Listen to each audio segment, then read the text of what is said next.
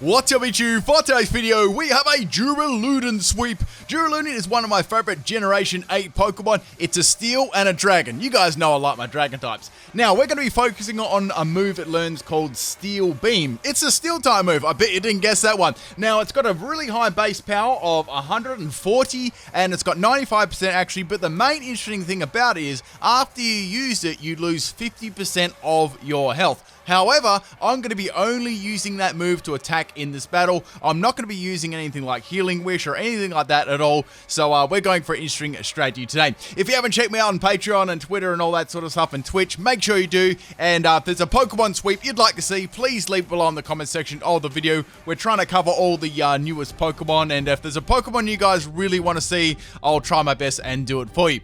Okay, let's get into this one now. I've only got a small explanation at the start. The battle actually went for a very long time, so I had to speed it up a fair bit and do a lot of cuts. Okay, so today we got a doubles battle. I know it's been a little while since we've done some doubles, but I thought I'd bring a little bit more back into my channel since it was so popular in Gen 7. Okay, so we got a Rotom Wash and a Grimmsnarl. I've got my Galaxy Brain and my Gyarados here. So pretty much what I'm going to do here is go for a skill swap on the Gyarados. However, the Gyarados is actually going to be swapping out and going straight into Duraludon, and that is where the sweep is going to start. There's not really much to explain this one, and I'll do a full explanation at the end of the video. And for now, enjoy the video and the strategy.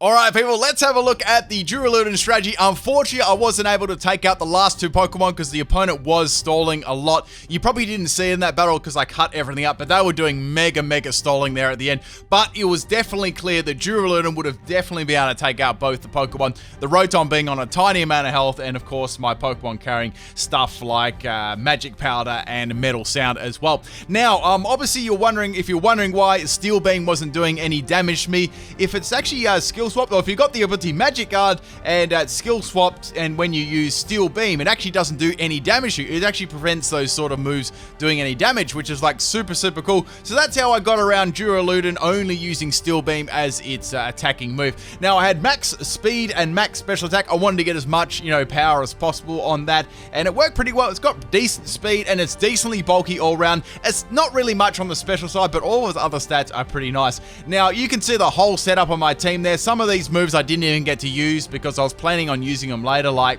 I had the Hatterene with Magic Powder. I was going to turn that Toxapex into a Psychic type. I had like a whole bunch of little plans there. I think I'm trying to remember out through the battle. There was a couple of close calls, but I feel like I pretty much had it in the bag most of the battle. With the Clefable was very handy there with the Follow Me, taking all the attacks. And I had a lot of Pokemon like the Lucario and stuff healing me up with Heal Pulse and things like that. And of course the Clefable as well. Now the Gyarados was pretty much just this there at the start to intimidate any physical users and then swap out. And yeah, that was pretty much his role. So it was probably the least like viable Pokemon that was needed on my team. I didn't really have to have it. I just sort of allow my Duraludon a little bit more bulk. The Reninicus was actually pretty handy. It had Skill Swap, obviously that made the whole strategy. It had Helping Hand, Recover, and Ally Switch too, which was very helpful. It got me around a couple of those big powerful hitters at the start, like the Darmanitan and the Cinderace. They were pretty scary. Anyway, hope you guys enjoyed this one. This was a pretty interesting strategy. In the future, I'm really going to have to look at what strategies I do, because seriously, I barely was able to get this, sweep actually done, or very close to being done. So yeah, I probably won't be able to do like very stalling strategies in the future. Anyway, hope you enjoyed this one. I'll catch you later on. Peace.